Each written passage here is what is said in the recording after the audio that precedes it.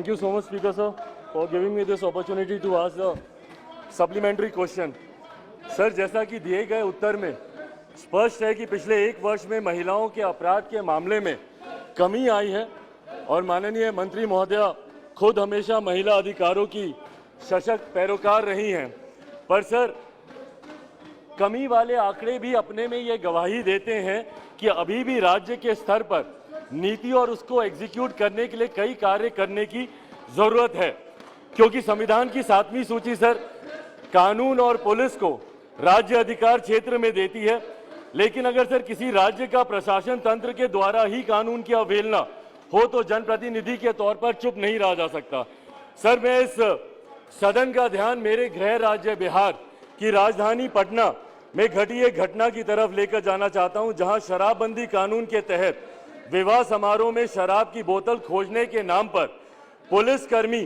दुल्हन के कमरे में चले गए और वहां, जबकि उस वक्त सर, और ये कहना जरूरी है कि उस वक्त पुलिसकर्मी के साथ कोई महिला पुलिस, सर 1 मिनट सर, संवेदनशील विषय है सर, एक दुल्हन के कमरे में पुलिसकर्मी चले जाते हैं बिना महिला पुलिस के रहते हुए। इसीलिए सर मैं बस इतना चाहूंगा कि क्या केंद्र सरकार कोई ऐसी एडवाइजरी या यहां से कोई ऐसा निर्देश दे सकती है कि भविष्य में कम से कम ऐसी घटना ना घटे कि पुलिस के कमरे में बिना महिला पुलिसकर्मी के कोई पुलिस, सर जिनको कानून का संरक्षण करना है, अगर वही उसकी अवहेलना करने लग जाए तो आम जनता कहां जाएगी? कानून से जो अपेक्षा माननीय सदस्य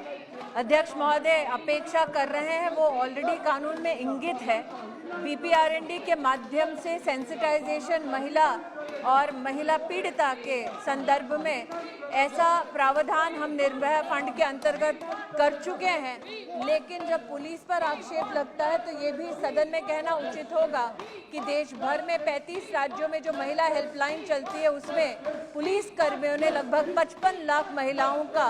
संरक्षण करा, उनकी सहायता की। देश भर में 700 से ज़्यादा वन स्टॉप सेंटर्स चलते हैं जिसमें 4.5 लाख महिलाओं का संरक्षण, उनकी सेवा और उनको न्याय दिलवाने का काम देश के पुलिस कर्मियों ने किया। हाँ, निश्चित रूप से सेंसिटाइजेशन के काम को आगे बढ़ाना है, जिसके लिए हम सतत प्रयासरत हैं।